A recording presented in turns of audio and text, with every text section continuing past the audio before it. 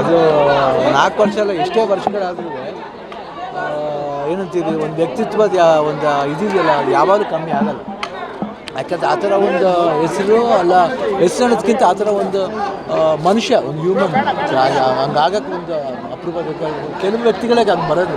ನೋಡಿ ಅಪ್ಪಾಜಿ, ಅಪ್ಪು, ಆ ಥರ ವ್ಯಕ್ತಿಗಳಿಗೆ ಆ ಥರ ಆಗೋದು. ಅದು ಯಾವಾಗ ನಾವು ಏನು ಹೇಳೋಕ್ಕೆ ಆಗಲ್ಲ, ಏನಾದರೂ ಕಮ್ಮಿನೇ. ಅಪ್ಪಾಜಿ ಅವ್ರನ್ನ ಈ ಜನ ಇನ್ನೂ ಆರಿಸ್ತಾರೆ, ತಂದೆಗೆ ತಕ್ಕ ಮಗ. 100% ನೋ ಡೌಟ್ ಆಗೋದು.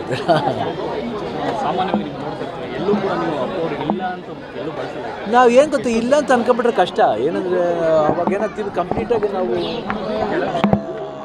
ಏನು ನಮ್ಮ ಕಂಪ್ಲೀಟ್ ನಾವು ಅವನು ದೂರ ತಳ್ದಂಗೆ ಆಗುತ್ತೆ.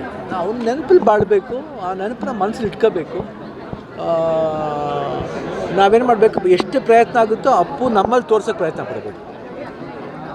ಅಭಿಮಾನಿಗಳಿಗೆ ಇಲ್ಲ, ಅದು ಹೇಳಿ, ಅದು ಮಾತಾಡೋಕ್ಕೆ ಆಗಲ್ಲಮ್ಮ, ಅದ್ರ ಬಗ್ಗೆ ಹೇಳಂಗೆ ಇಲ್ಲ. ಯಾಕಂದರೆ ಪ್ರೀತಿ ಯಾವಾಗಲೂ ಹಂಗಿದೆ, ಸ್ಟ್ರಾಂಗ್ ಬೌಂಡೇಜ್ ಇದೆ ಆ ಥರ.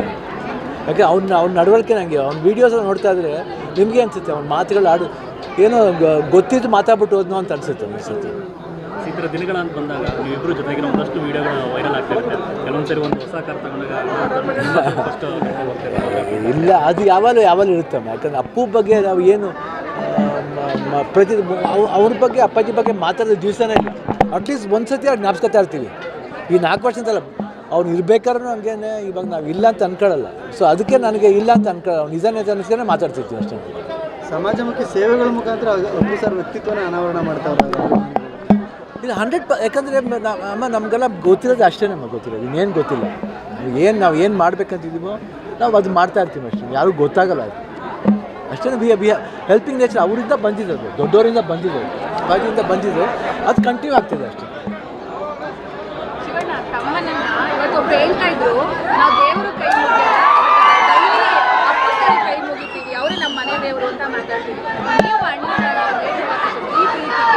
ಇಲ್ಲ, ಪ್ರೀತಿ ಏನೇ ಆಮೇಲೆ ಅದಕ್ಕೆ ಅಪ್ಪಾಜಿನ ಅಭಿಮಾನಿಗಳು ದೇವ್ರು ಅಂತಾರೆ. ಇವಾಗ ದೇವ್ರು ಅಂದರೆ ಯಾರು?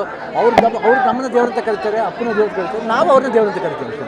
ಅದು ಅಪ್ಪಾಜಿ ಅವತ್ತೇ ಹೇಳ್ಬಿಟ್ರು, ಅಭಿಮಾನಿಗಳ ದೇವ್ರು ಅಂತ. ಅವ್ರು ಯಾವ ಬಾಯಿಂದ ಹೇಳಿದ್ರು ಗೊತ್ತಿಲ್ಲ, ಆ ಮಾತು ನಿಜವಾದ ಸತ್ಯನೇ ಅದು.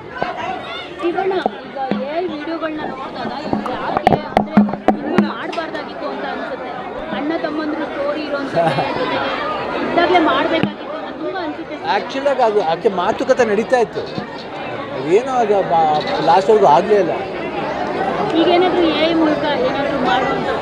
ಇನ್ನು ಏನು ಆ ಥರ ಒಂದು ಐಡಿಯಾ ಕೊಟ್ಟರೆ, ಯಾರು ಐಡಿಯಾ ಕೊಟ್ಟರೆ ಅದು ಯೋಚನೆ ಮಾಡೋಣ.